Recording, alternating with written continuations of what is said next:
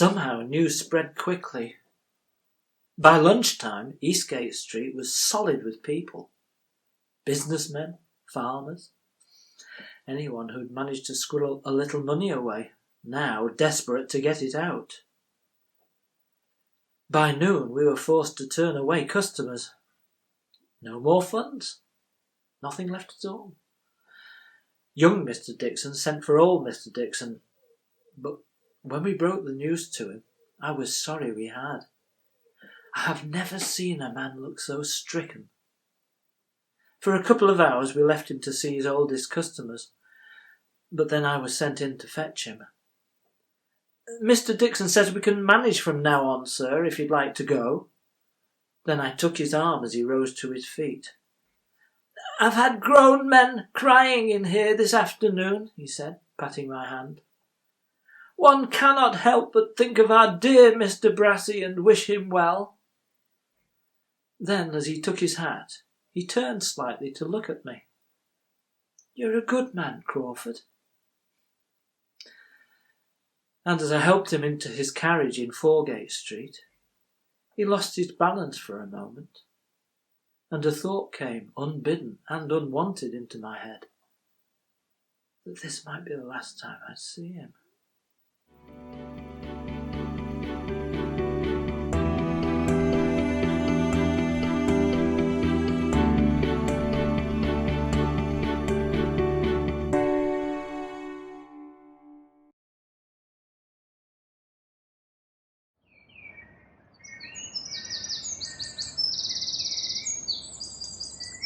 Dominique Verdier, French governess, Merseyview Cottage, Birkenhead, 1828. That Mr. Brassy, I do not like him. Par instance, when he comes here, he makes it quite obvious what he's after. Maria. And Maria, for her part, is doing rien to discourage him. They think we're fools, those two. How she thinks no one sees, but of course we do. We see how her eyes keep glancing from her book to his face. But then, if they happen to meet his, mon Dieu, she looks so quickly away. I know what this is. L'amour. A beast I know too well. So often it comes when it is least wanted. And yet, here, it seems this l'amour is wanted very much. As I look around the room, I see it plain in every face. So, today, we go out. He has a little horse, this Mr. Brassey, and a little cart. "To West Kirby," he says, "the beach, to buy shrimps. It is a fine thing to do, to sit in the sun, to eat a little bread and butter and drink a little tea." Shrimps! I think to myself, this man is a fool. How can he hope to woo a girl with shrimps? Well, it seems this Mr. Brassey is very rich. The place we go to has very good style, and there are shrimps, but there are also tiny cakes with little forks on little plates. Ah, so this Mr. Brassey is a man who knows how to live. And then I think, perhaps my dear Maria could do worse than marry this Mr. Brassey, who can give her such a life. And what do they talk about, these two? How he owns a brickyard and kiln, and how these are going very nicely, and then how one day the famous Mr. Stevenson came to the quarry he runs, and this man was so impressed with it that he gave Mr. Brassey advice. And this advice was, railways were the thing, and if Mr. Brassey wanted to make his mark, then the best thing he could do was make a railway bid. "And did you?" asks Maria. And he said he had, and that although he had not won his bid, this Mr. Stevenson told him he should have another go, soon. Now, my dear Maria has gone very quiet. This is always a sign that she has much interest. And then, at the end of the quiet, she says, "But you should. You absolutely should." And for a while, they just sit there, looking at each other. And since I have very much thirst, I pick up the pot of tea, and I'm just about to begin to pour when I hear. But of course, for that, I'd need a wife. Mon Dieu! The tea is everywhere, over the cloth, over the floor, and Mr. Brassey and my little Maria are on their feet, and the waitress comes running with a cloth and the mop. And after everything is quiet again, I wonder if I really heard. But I did.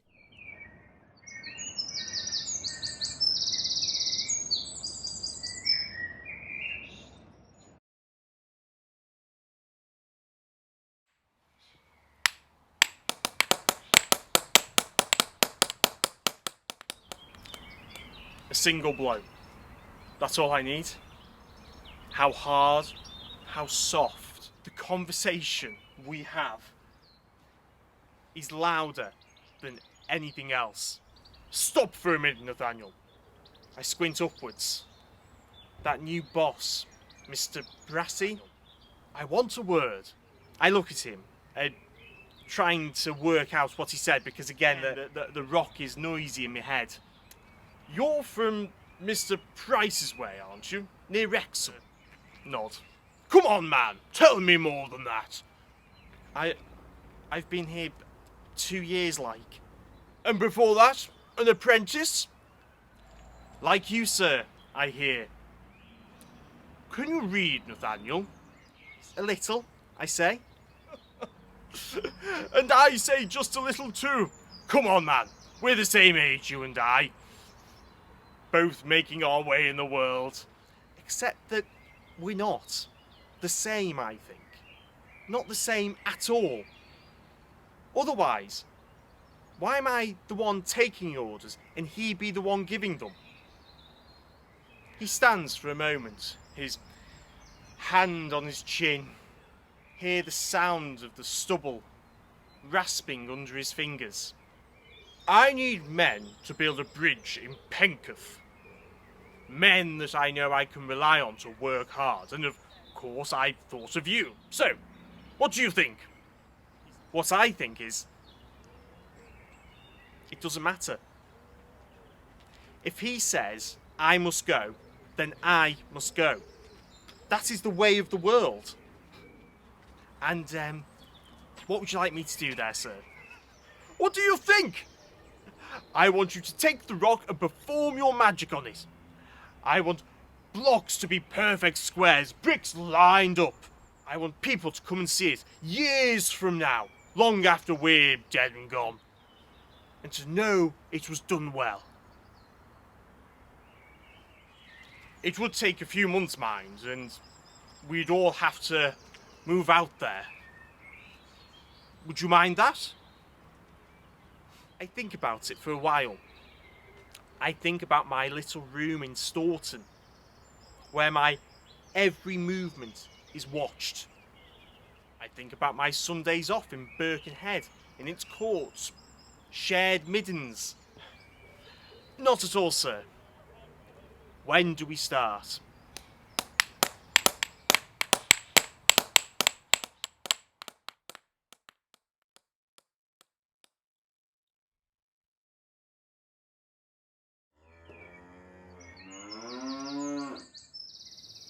My father was a drover of cows, and for a long time I was his mate. Fine herds he'd get. Black and white critters, heavy and mooing. And promised me riches in Chester if I'd look out at the back. But the riches never came my way. And one day, after a woman told me what a mug I was being, I slunk away in the night to where a line was being cut. and in the morning came upon a couple of lads in high boots, hats and fancy jerkins. "Hey, look at that, Red," one of them said when he saw me. "There's a stray child just there." "I'm no child," I said, showing him my fist. "Hey, put that away, Tranquility Joe," he said, laughing. "There's no need for that."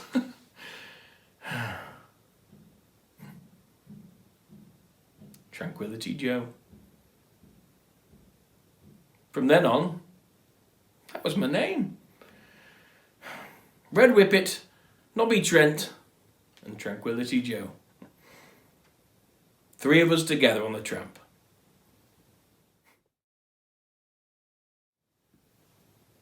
They'd be on the lookout for us sometimes. Men loitering at crossroads. Big mouth gangers, some of them. Rates dependent on demand, job done, and we'd be off again. Sleeping in barns and fields and filching whatever we could from careless farmers and housewives. When the weather was good, it was a fine life. Oh, but when the weather turned, we'd take whatever was offered. That's how we first encountered Brassy. Basingstoke, it was, and the foreman there confused my name with my nature. "Tranquility, is it?" he said, and assigned me to the horses. But that night, Nobby and Red were peevish. "Doesn't seem right, man, does it?" I heard Nobby grumble. "The 2 of us filling wagon loads with muck while Tranky there swans around like a lord steering the horses." "Shut it, Nobby," I said. "Nothing I can do about it, is there?" "Could if you wanted," Nobby said, poking me in the ribs. "I wouldn't even if I could now, you moaning little turd." "Hey, Tranky, keep a civil mouth," Red said. So I swung at him too. Now, it just so happens that the muck dug away from a cutting is exactly what's needed to build up an embankment. And the best way to do this is the tip. The truck with the muck is harnessed to a horse, and that horse is made to trot, then gallop along a track to the top until, at a cry, the harness springs loose, leaving the wagon to overturn as it hits a plank across the line, and its muck joins the rest at the bottom of the incline. Only once it goes wrong. Old Nobby fails to leap free, and the whole lot falls. Muck, horse, and man.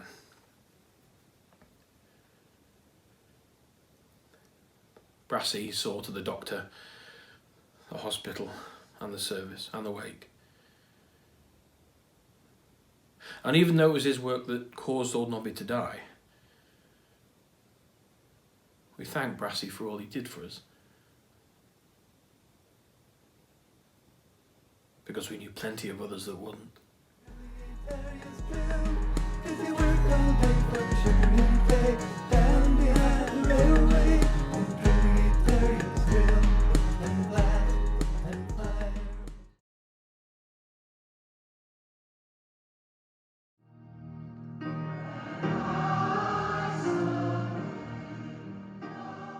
"I absolutely forbid you to go, Mary," he said. One of Edwin's more direct orders, that one. Well, what can I do after that but wait? Just for a couple of days. Until 2 p.m. the following Sunday, to be precise. A time when Edwin can be relied upon to be ensconced in his study with the evening sermon and get the pony and trap readied for a little excursion. It is sadly a gloomy day, the sort we see rather too much of in Cumbria. The promise of drizzle and too little sun. Still, after an hour or two, I'm on the moors and in sight of Edwin's forbidden land. It doesn't look like much. From a distance, some uneven heath. Up close, a selection of turf huts with chimneys, doors and windows. I am surprised to see no one much about. Through one window I see a woman of about 60 stirring a pot, and then, by a beck, another one scrubbing clothes with a board. When she sees me, she gives me something so close to a snarl that I back away.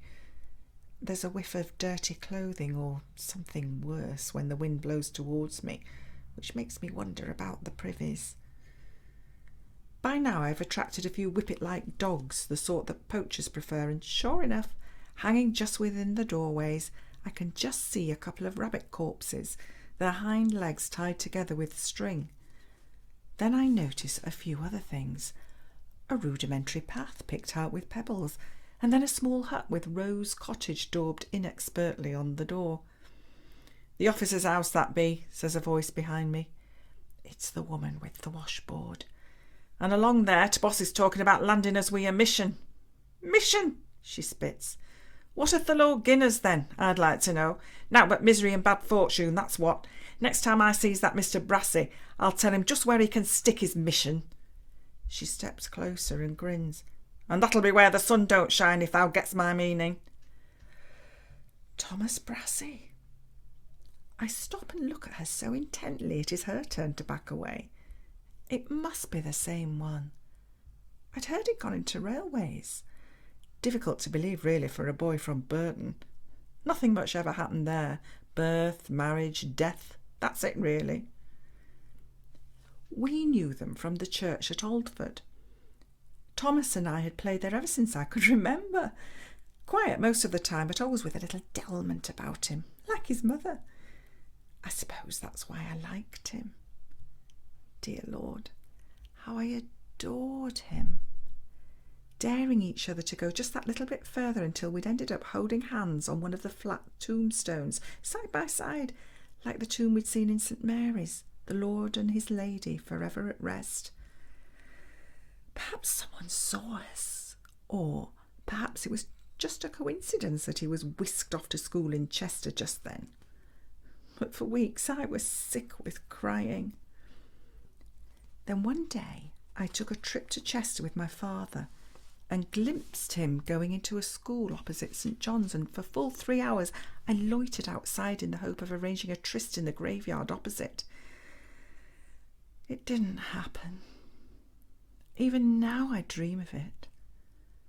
Instead, that was the fateful day I ran into Edwin. I had the impression he was someone important, so when he showed an interest I was flattered. I'd imagined all clergymen were rich as lords and did nothing all week except for Sunday. It was only on our wedding night that he chose to enlighten me. An evening of disappointments. At bedtime, nothing happened. We held hands for a while, as passively as those 2 children on the tombstone, and then turned over. Never mind, I consoled myself. There are other things we can do. Charity mainly, and lots of it, preferably the shout it from the rooftops sort to let the world know about our virtue. And luckily there's a choice of institutions and people to improve. Schools, congregation lists, the demon drink, Methodists cursing, taking the Lord's name in vain, Quakers, child labour, fallen women, Catholics. I have a feeling that the navvies are going to be the latest interest. They are clearly in need of a lot of instruction. When I am caught returning home from my latest escapade, I find a description of all the terrible ungodliness I found there a useful diversion. "They need your help, Edwin, I'm afraid," I say. "And to think that Thomas Brassey lets them live like that."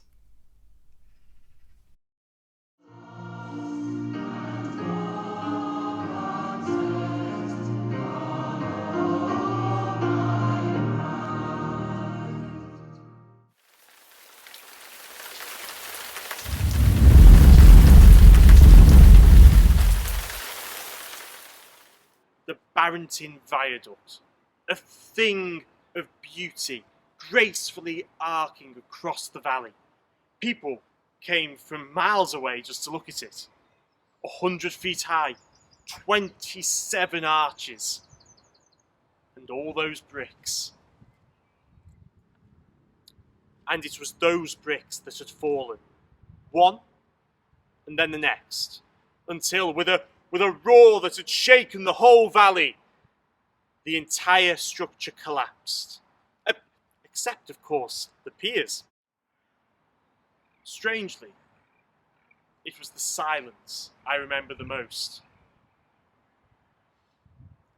It's a wonder no one died. Instead, they emerged, stunned and silent like ghosts, their faces and clothes covered in white dust.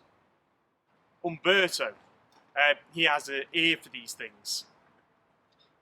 He said that he could hear the bricks slipping for days. He said it was the mortar, and we all agreed. Too wet or just the wrong sort, we'll never know. But the next day, Brassy was there. Even with the rain driving down upon him, he was inspecting the stumps of the parapets and no doubt making a mental note. "A bad business, Nathaniel," he said when he saw me, "but we will have to rebuild at once." And the two of us stood in the valley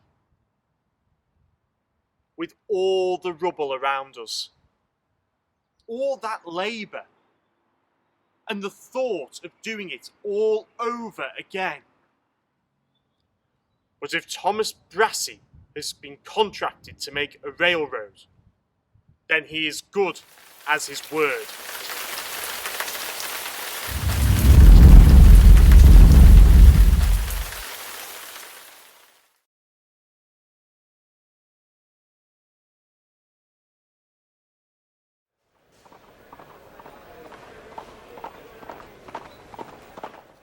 Dominique Verdier, Kensington, London, 1848. Well, it is nice to be back in England, I have to say. Strange for a Frenchwoman to say that, I know, but here we are. We had to move around, you know. Oh la la, so much moving. 4 times in England and then 3 times en France. Then back here to England. But at least 3 fine boys at the end to show for it. Ah, but it is good to be out of France. They were getting bitter, I think. You see, the British owned everything. 27 million British pounds invested, Mr. Blount said. 3/4 of French railway lines. Ah, he is a very handsome man, that Mr. Blount. Debonair, sophisticated, charmant. A friend of Monsieur Brassey's, and very, very, very rich. Then I hear Mr. Brassey tell him that he is not surprised that the French have a much better system. Ha! Of course, none of the stupid acts of Parliament here, and the rich, greedy landowners making a pile. No. En France, the government decides. They plan the route and then go to the landowner. That way, it is all planned. There is just one railway line connecting one place to the next, while in England it is a mess. Par instance, in Chester, where Mr. Brassey used to live when he was a child, sometimes 2 trains leave for London at once. But they leave the station in opposite directions. Which is why the French railways were paying well at first, Mr. Blount said. Mr. Blount is a banker, you see, so he knows such things. A 10% dividend, which is very good. So everyone is happy. The French had their railways, and the English had their money.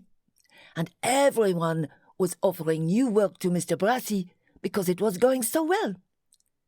Mr. Blount found the promise of money, and Mr. Brassey found more men and built more railways. But then, in an instant, everything changed.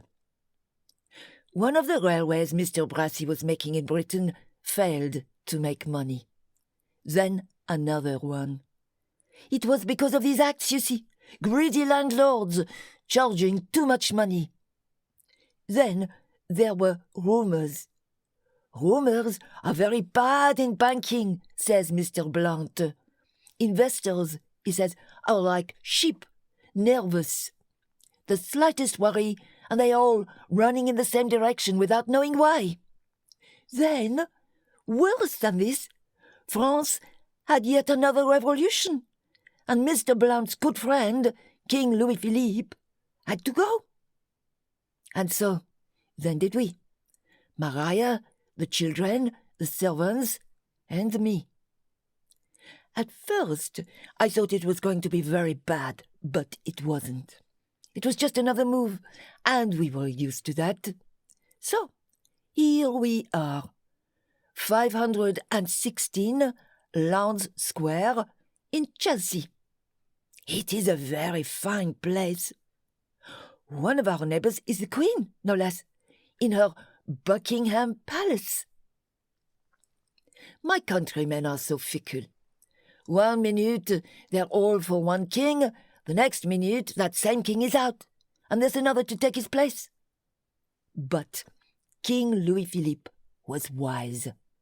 He knew when it was time to go, and so he went, immediately. But poor Mr. Blount was ruined. His money is gone.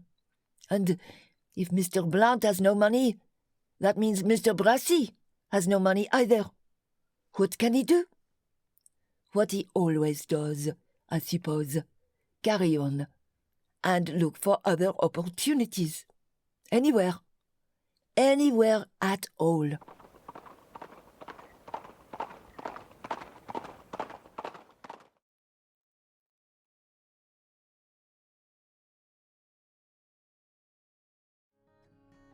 When I first came to this land, I was not a wealthy man. So I bought myself a farm and I did what... Well, I'll say this much.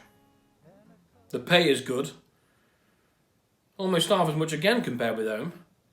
And just recently, it's gone up again when the cold hit and some of the lads decided to head for home. 6 shillings a day!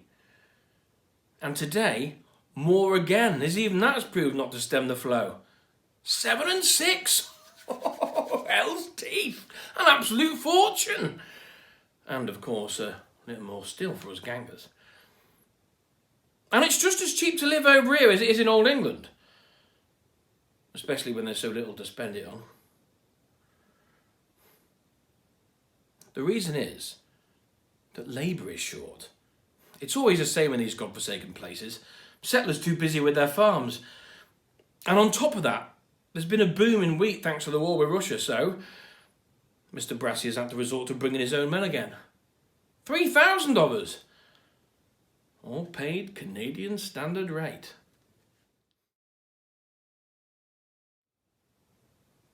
Some nights, I'm shivering in my bunk. I think about something Mr. Brassey said. He was having words with an engineer, see. Some of them are right upstarts. A year in engineering school and they think they know the lot. I was trying to look as if I wasn't listening, but he gestured for me to come close. So tell me, Tranquility, how do you see it?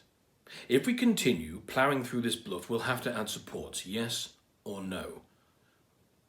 Yes, no question, Mr. Brassey, I said. Thank you, he said, giving me a wink. That's all I want to know. And then, turning back to this engineer, had said, Tranquility here has more common sense than any man around here. I'd trust him with my life. Then, after this engineer had gone huffing and puffing down the line, and I didn't know where to look for pleasure and embarrassment, he said, I mean it, Tranquility. And if you ever consider setting yourself up as a subcontractor, I'd be delighted to help.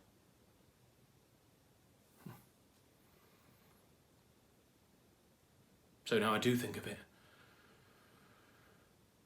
All the time.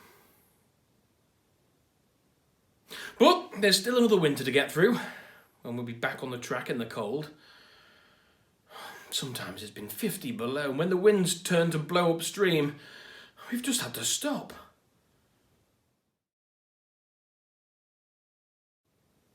Before all that, though, is the summer.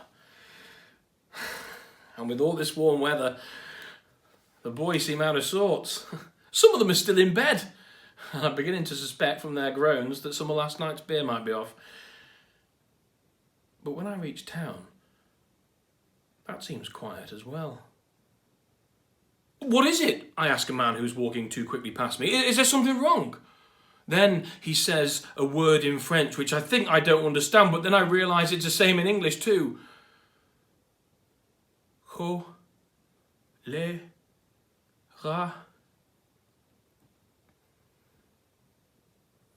Cholera.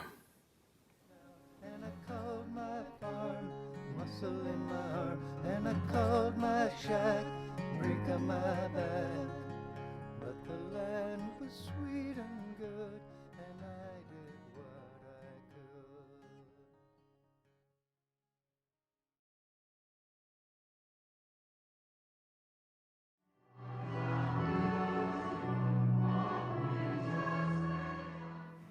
Not doing too well at the moment, Edwin says, his newspaper spread across the table.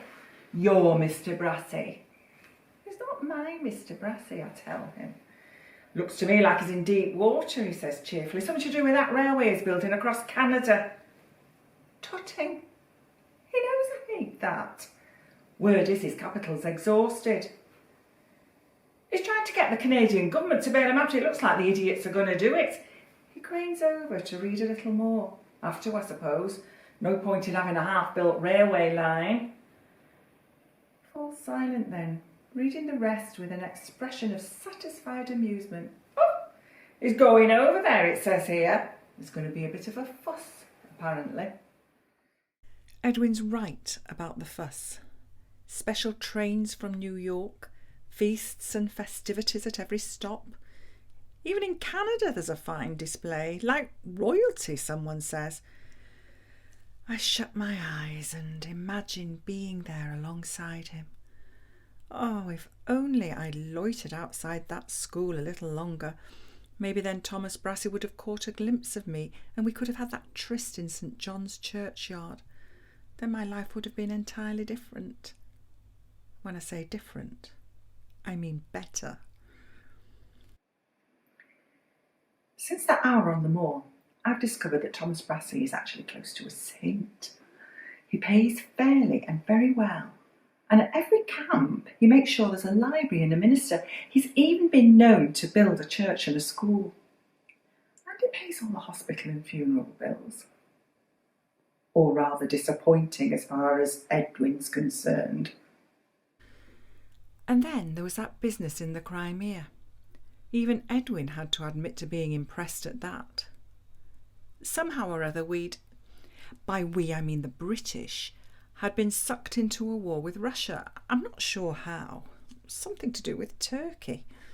We'd cornered the Russians in a town called Sebastopol, and for some reason were hunkered down on a ridge nearby just looking at them. But a hurricane had made the supply road into a quagmire and nothing could get through. Every day we'd hear about how they were starving in the cold with no food, clothing or medical supplies. An utter disgrace, said Edwin. But, fanfare please, enter Morton Peto, Edward Betts and our Mr. Brassey. Oh yes, he was our Mr. Brassey then, and even caught Edwin saying it. They suggested that they replace the road with a railway and do the whole thing at cost, what's more. Not quite as charitable as it sounds, is that, Edwin says sniffily. Merely an excellent way of using up old stock, so I've heard. Some of it in very poor repair. But the PM agreed to it anyway. And, well, they did it. Brassey's men set sail in December and 3 months later they'd reached the top of the escarpment with the food and bandages, and the worst was over. People forget though, don't they? For a week or so you're the toast of the town, and the next week it's back to sniping and everyone waiting for you to fail. Look at Edwin. Too good to be true, he says. I always knew it. But I keep remembering Thomas Brassey's eyes. Even as a child he had a way of gazing at you as if you were the most important thing in the world. They were kind too, those eyes. Just the right sort of creases round them.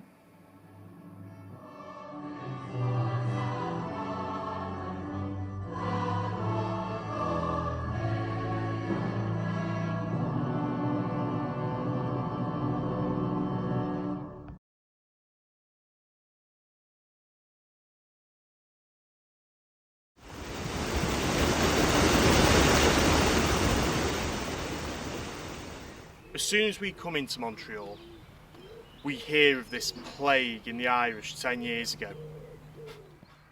As if the famine and the 12-week crossing hadn't been enough. Some deadly illness came along with them and killed thousands. Just a small mound and a cross marks their burial.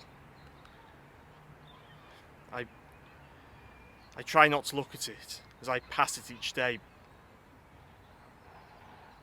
but I do.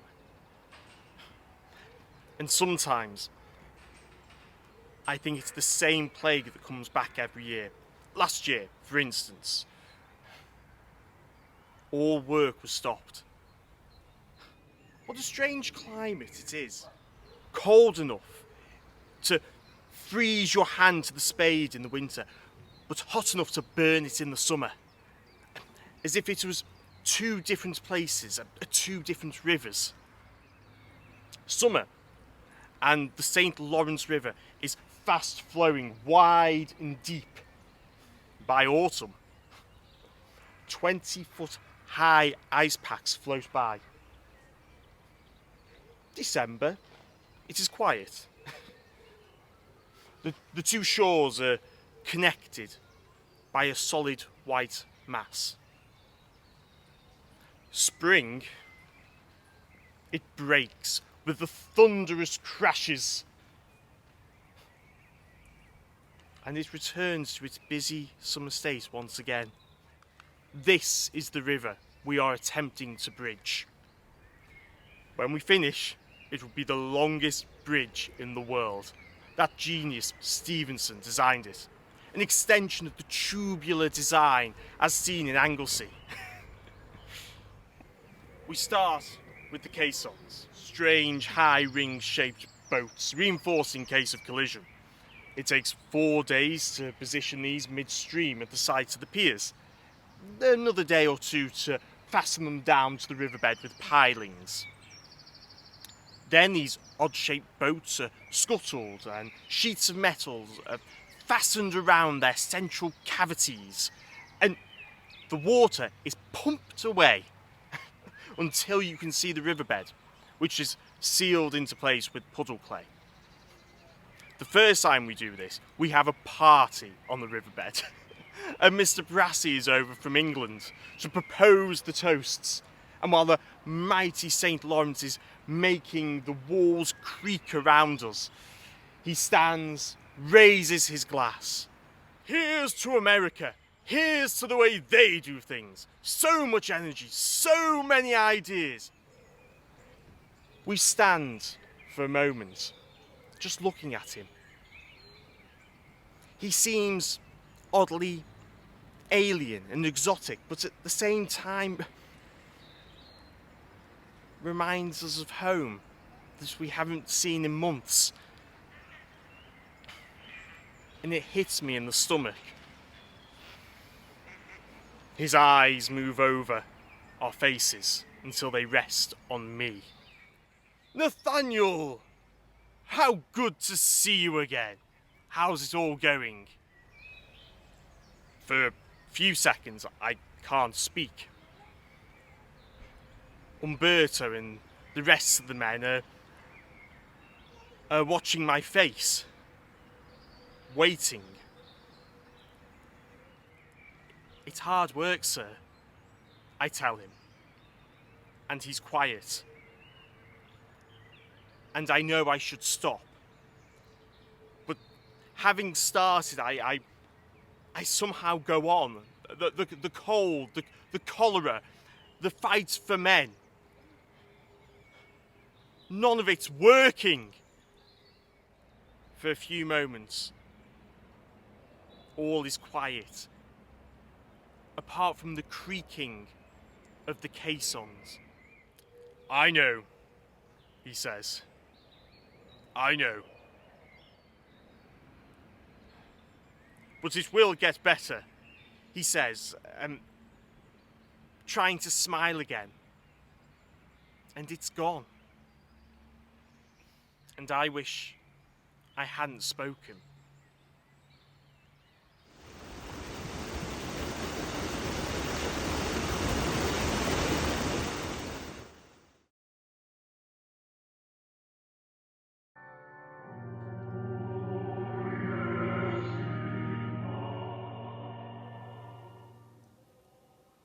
You know when a storm is brewing? You know when it seems the world is holding its breath while the clouds gather dark and thick overhead?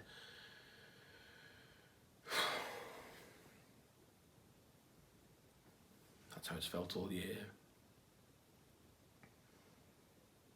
I keep telling myself I'm lucky. That once again, old man Brassy has found us all something to keep us busy. And although it was hard finding a way through those Welsh mountains, and the line perhaps an unimportant one in the great scheme of things, you're still here, Tranquility, me old mate. Just ballad till Dolgethley it may be, but it's still vital to someone. You're still going strong.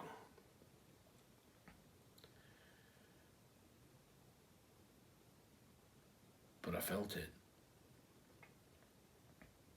That dread. It was there in each chapel we encountered, each unknowable song, each sudden ache in my legs and back.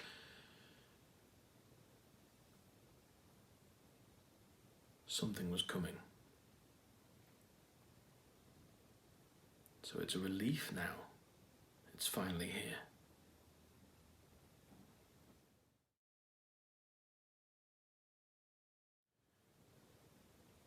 Another crash, they say. That's all it is. Well, we've all seen one of those before, we say. And nothing much happened that time. As long as old man Brassy keeps paying us the money, and we hand it out to our gangers and they pay it out to their men, other nobbies, other whippets, other Tranquility Joes, then why should this be any different?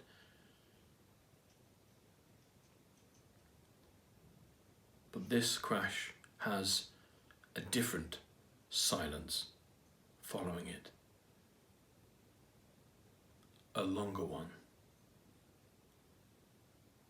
And what follows seems a little more frantic. Every day brings news, and although we try to hide it from the men, they know. How long will this work last?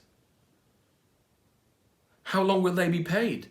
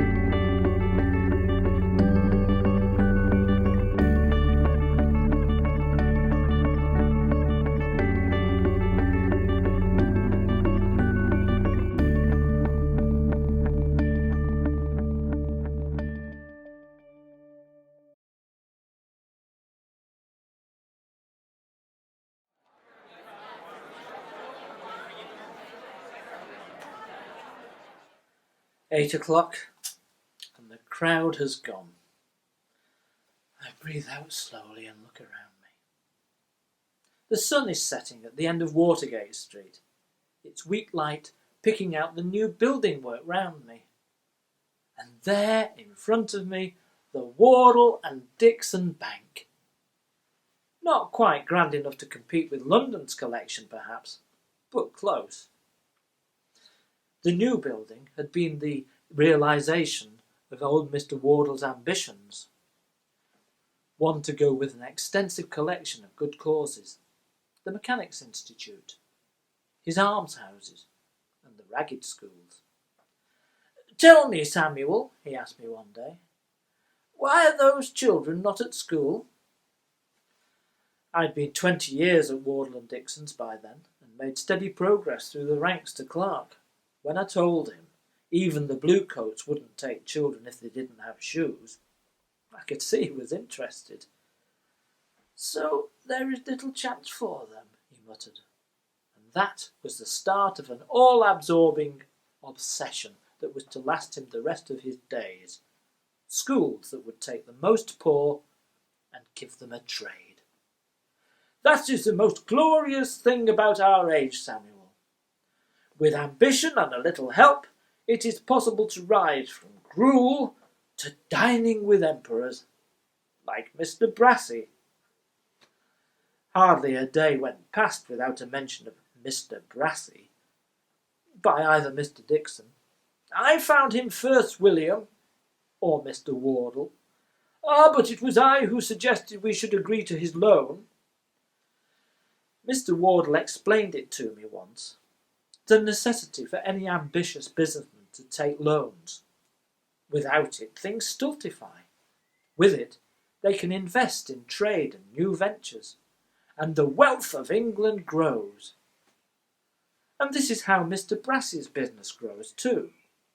He borrows to build his railway lines, and then invests what he makes from those to build more. It is this that motivates people like Mr. Brassey. They want to make, to do, to employ people and be useful, a lesson to us all. So, in reality, Mr. Brassey owns very little.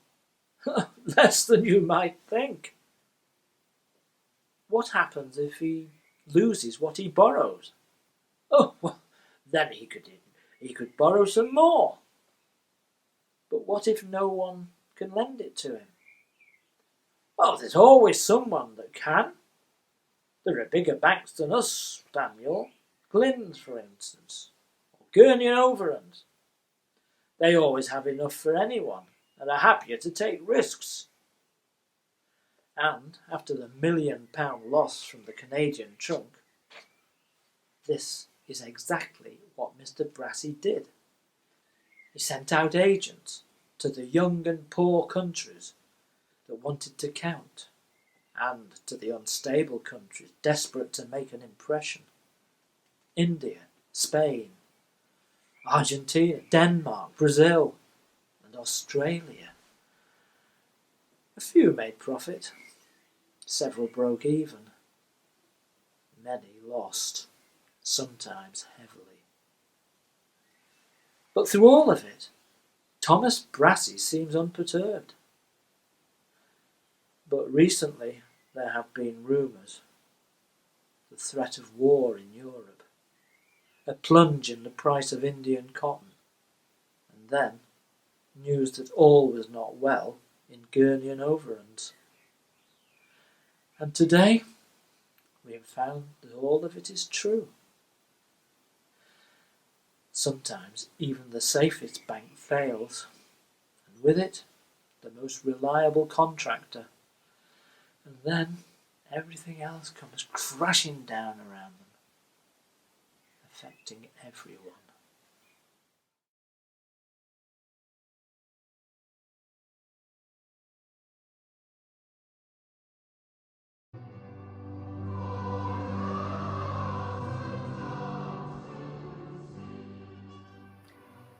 Edwin says he may have some news today.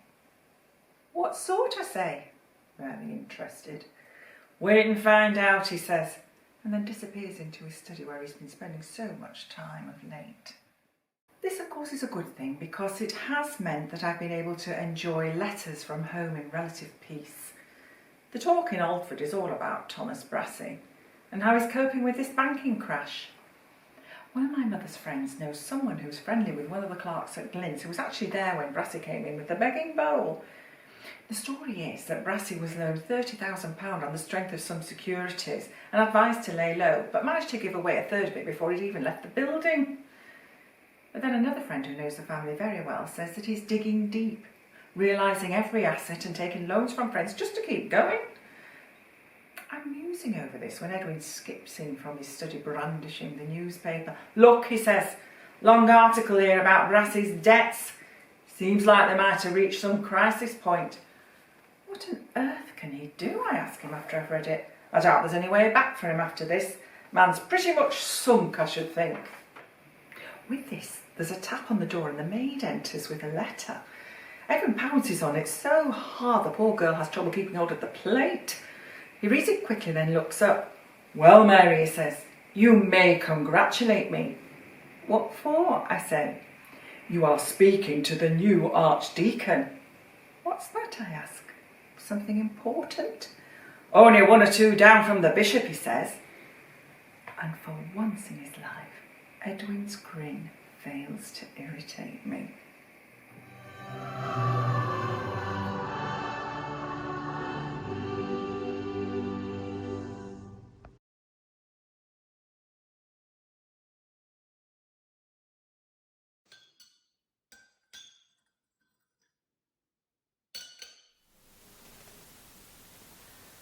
And still Mr. Brassey goes on, paying the men, sending out agents, business as usual. But now, for the first time since I've known him, he's doing something else. He's accepting loans from friends. Maybe he could just ride it out, Mr. Dixon says during our afternoon tea. If he could only finish that Austrian railway, he'd have a lot of money coming to him.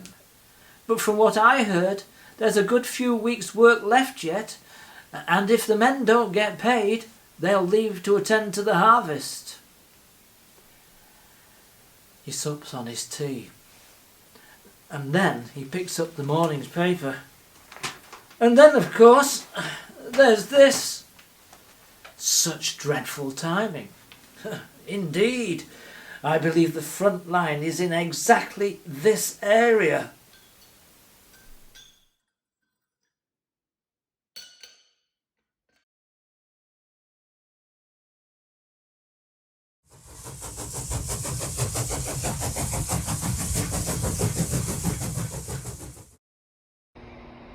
I'm nursing a drink when he spots me. City type. Viennese, probably. Obviously after something. Are you the one who can drive the trains, he asks. Might be, I say. Depends on who's asking. Victor Offenheim, apparently. A director. One of those railway people. Someone's told me you are pretty good. What do you want, I ask? No point in beating about the bush, is there? So then I hear it. He needs to get some money through to Lemberg. Urgent, apparently. If it doesn't get through, the labourers will down tools and head back to the farms, and the line won't get finished. So will you do it, he says. Do what, I say. Drive this train I found through to Lemberg. Lemberg, I say. You mean through the front line? With all those Prussian snipers? He said, only a few, so I've heard. It only takes 1 bullet to kill you, I said. But will you do it?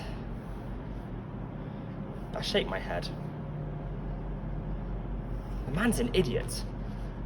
For all we know, the line's not even there anymore. Even if the bullets don't get us, we could be thrown off the track. And after that, well, we get talking. Families, our lives, our loves, our hopes. The sound of an engine, he says. The smell of the smoke. The love of a track. And so we have another drink. And another. And another. The thrill of the speed. And I think about that for a second. The engine at full pelt. The power. So, will you? He asks. She's a good engine. One of the best, I'm sure, once she's all fired up. And I'll pay you well. 100 florins if you come with me right now. I can't, I say. Who's going to look after my Anna and my little Sophia if something happens to me? We will take care of them handsomely. Mr. Brassy has a very good reputation. Brassy, I say. King of the railway. Yes. Look, why don't you just come along and see? She's older than he thinks.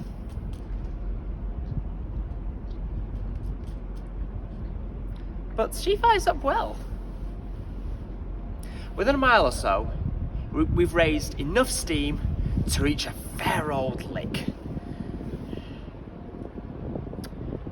And so we keep going, piling on the coal until we reached sniper country. At the first bullet, we lie flat on the footplate. And after that, very few follow. And very soon, we reach Lemberg with the money.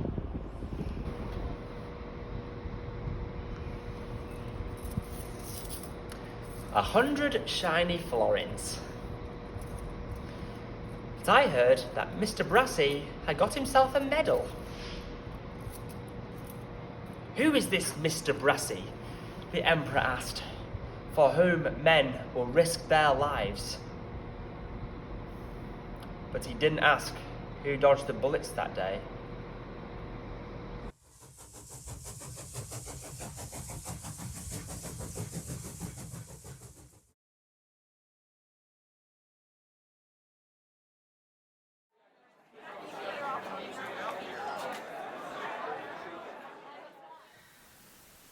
It seems that the completion of that Lemberg railway was the turning point for Mr. Brassy. Because now the bank's returned to normal, I hear that he's started to repay all his loans. In fact, we all believe that soon he will be in exactly the same position as he was before. And a few of us are wondering if he'll then decide to rein things in a bit and take life a little more slowly. None of us are getting any younger after all.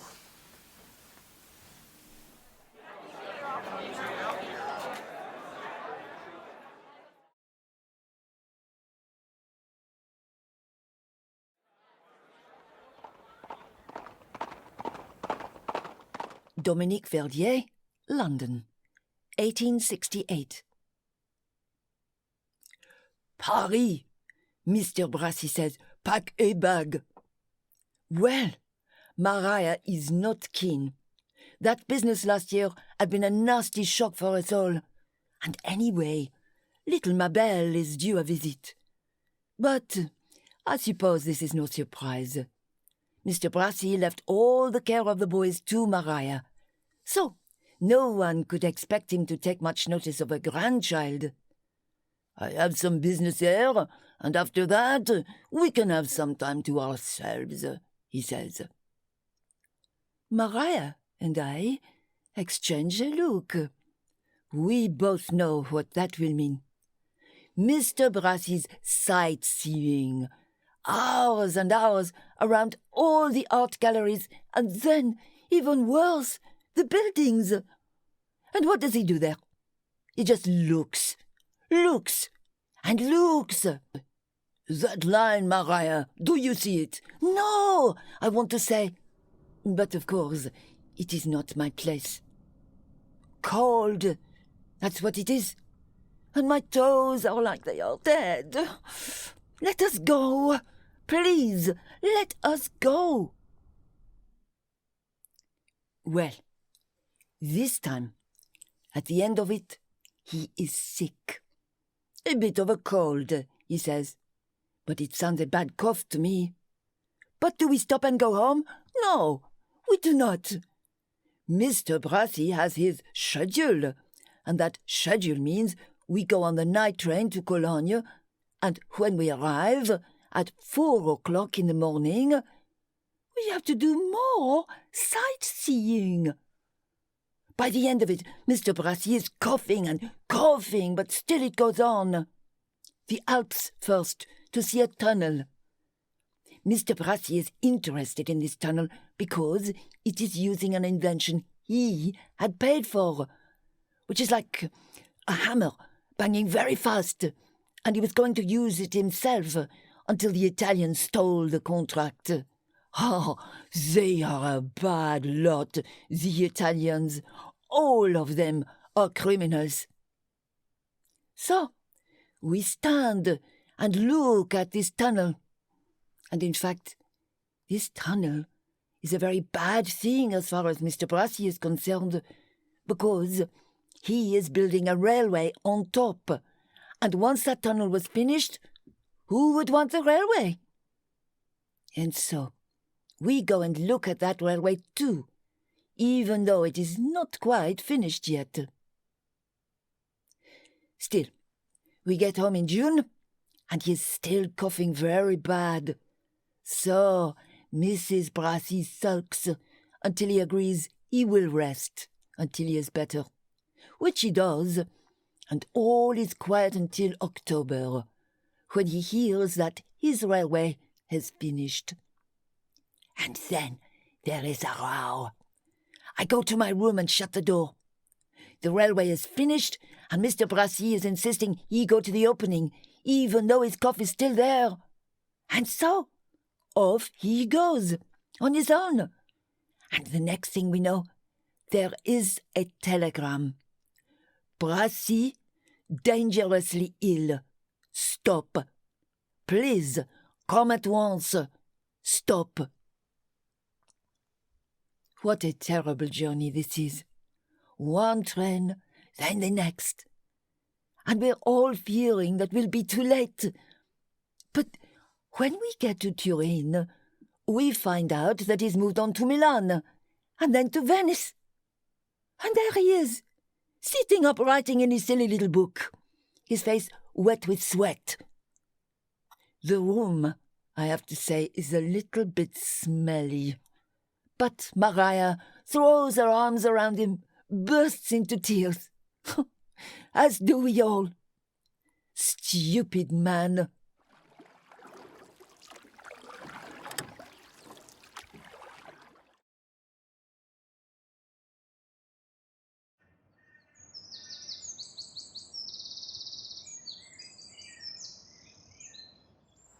Sometimes Umberto and I talk of starting off a masonry business. We should make tombstones, says Umberto, in commemoration to all the people. But then we remember the boulder that the St. Lawrence River made, the one that we took from the riverbed and placed it upon the memorial in memory of all those thousands of victims of the plague. The worn beauty of the shape, from the rolling and rolling. I suppose it reminded me of Mr. Brassey. The way the man keeps on going. There's always another line to build, men to employ, places to link. And what he said to me in the quarry that day, he was right. We are all the same.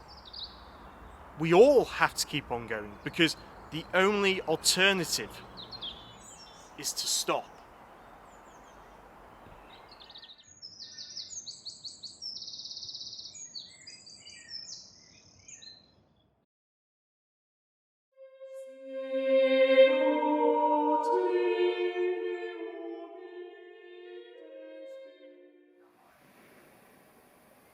It is strange to think of Thomas Brassey as old, but I suppose we both are. I hear he's almost lame from a palsy, but still insists on clambering up cuttings, and even though he can only drag one leg, he still balances on planks over chasms. He must be unbearable to live with.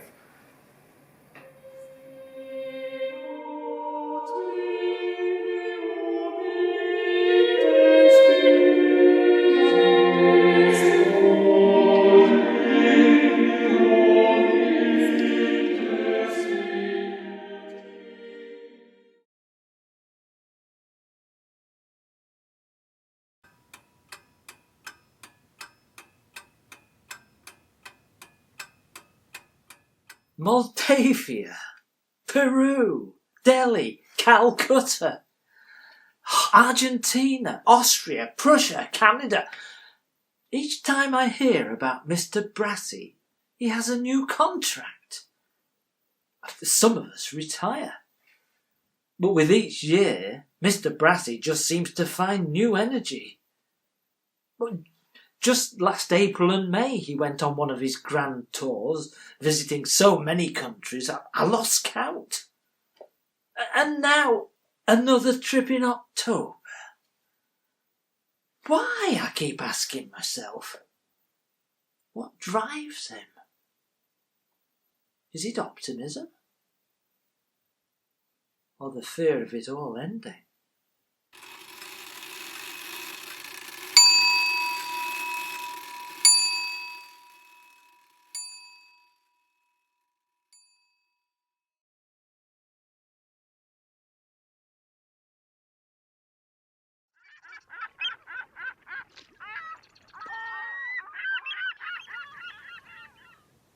The final tramp. That's what some of us call it. Mile after mile. Across the whole country. Navvies for the most part. Faces I know from way past.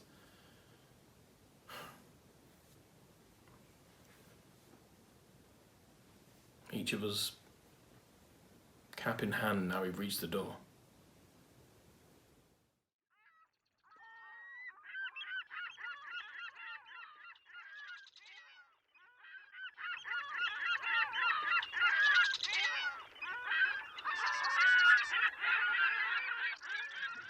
How do they know? These people. Who has told them? Some have tears. No shame, no stiff top lip. We only want to see him again. Just one word. Of course, I tell them to go away. Have you no feeling? I ask, no sense? Why would you come to disturb a dying... And I stop. There is Maria. Let them come, she said. But madame! No. Let them come. And she gestures them inside where he is waiting. He wants to see them.